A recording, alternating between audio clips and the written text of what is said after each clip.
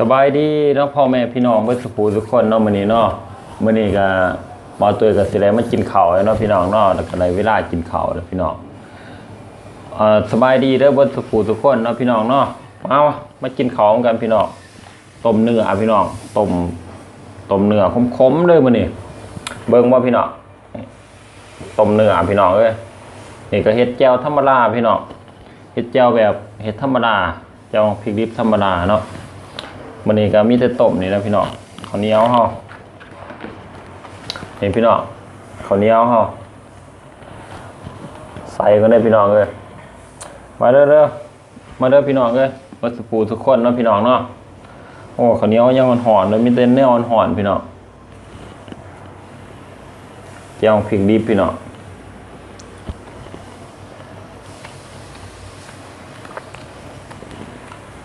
ต้นเนื้อน้ำพักเนาะ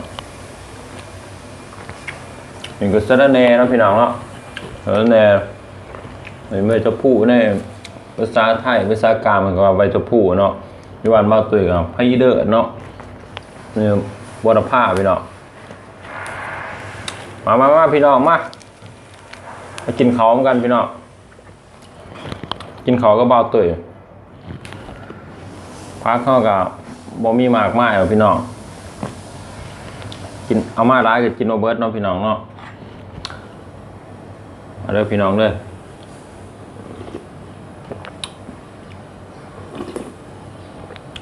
โอ้ขมแสบเนาะ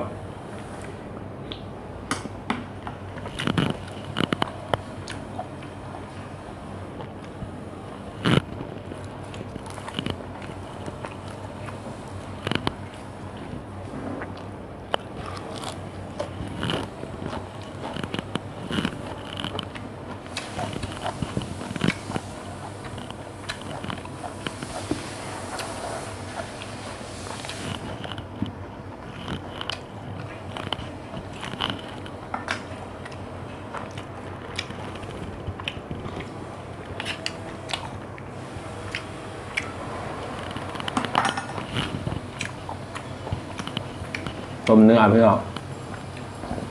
กำลังมาจากตลาดทำยังไงเลยพี่น้อง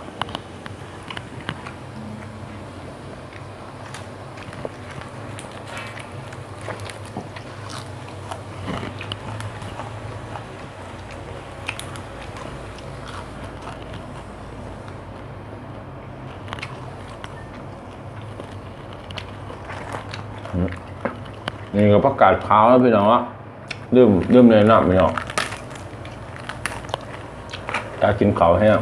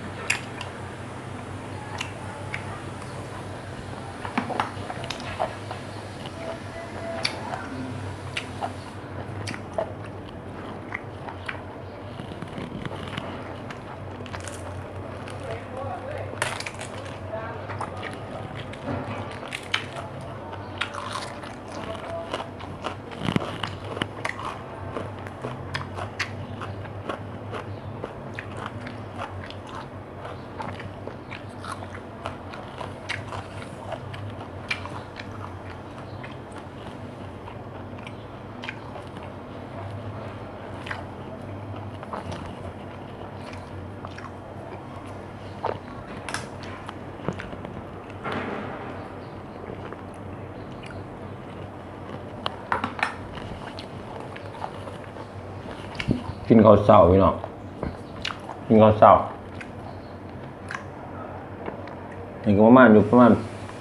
8 โมงแล้วพี่น้อง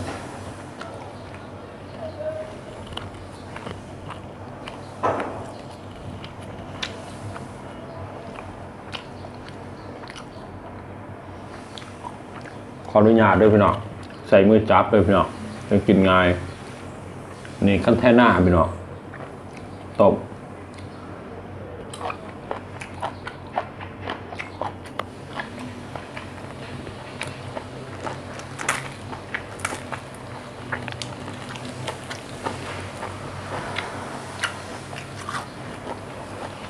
กินแบบง่ายๆพี่น้องเนาะกินแบบง่ายๆเลย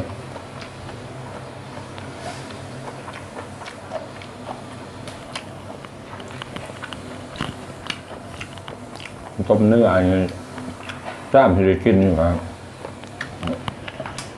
ใส่ไปด้านร้ายได้พี่น้องเลยเพื่อเบาตัวอยู่หวานเท่าไหร่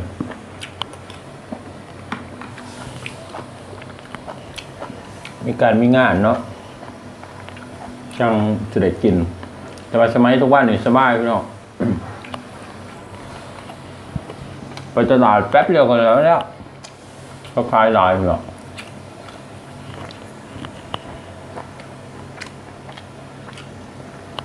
ทุกวันนี้ท่านสมัยแล้วพี่น้องเนาะใช้ก็มี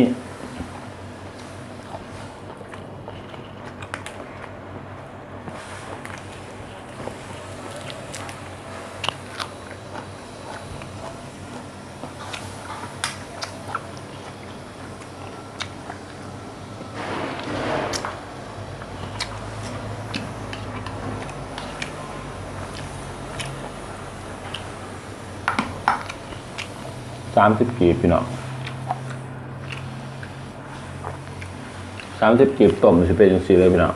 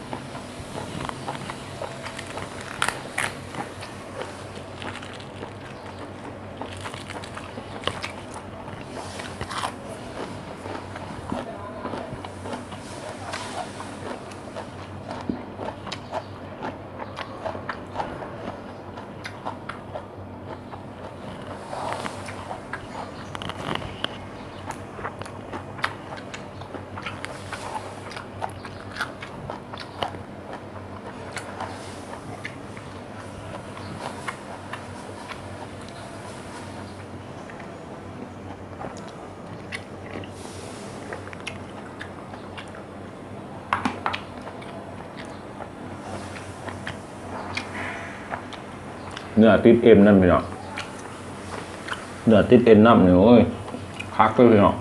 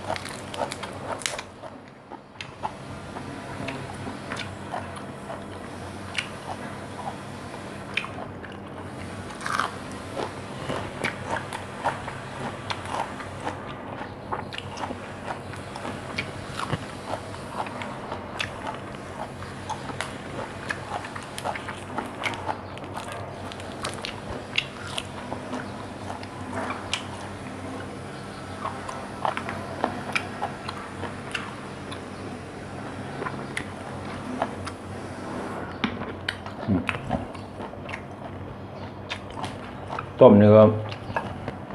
ใส่บีน้ำพี่น้องใส่บีน้ำโอ้ขมสุดยอดเลยพี่น้อง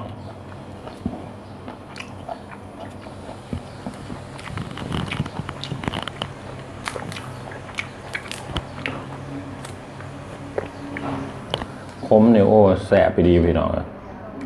ต้มเนื้องัวพี่น้อง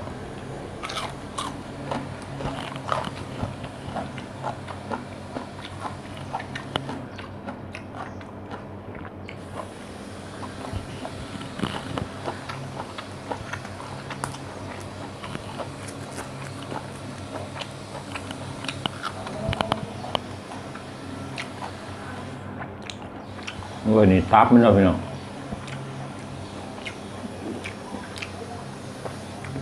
ตับมันนี่บรรเทาต้มแล้วมันสีดำเนาะพี่น้องเนาะมันตอนเท่ากินดิบเนี่ยว่าแรงเนาะพี่น้องเนาะ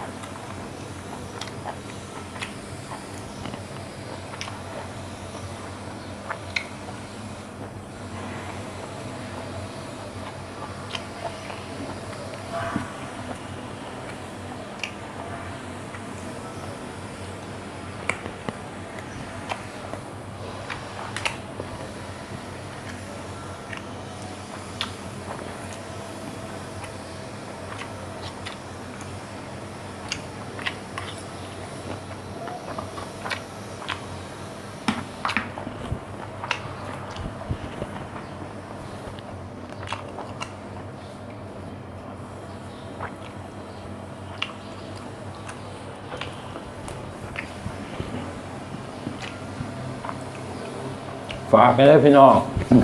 แป้งกับอิ่มเลยเนาะพี่น้องเนาะอิ่มแล้วกินเบิร์ดได้พี่น้องเลยบ่เคยกินหลายวันนี้ก็คือพี่น้องต้มกินเบิร์ดได้เนาะแซ่บแห้งพี่น้องฝากกันเลยพี่น้องฝากกดได้กดแชร์แล้วพี่น้องเนาะคลิปบ่าวตุ๋ยเนาะมูทูบบ่าวตุ๋ยกับเมืองลาวแดนใต้เนาะบ่าวตุ๋ยเมืองลาวแดนใต้เนาะฝากกันเลยพี่น้องฝากพี่ฝากน้องเนาะ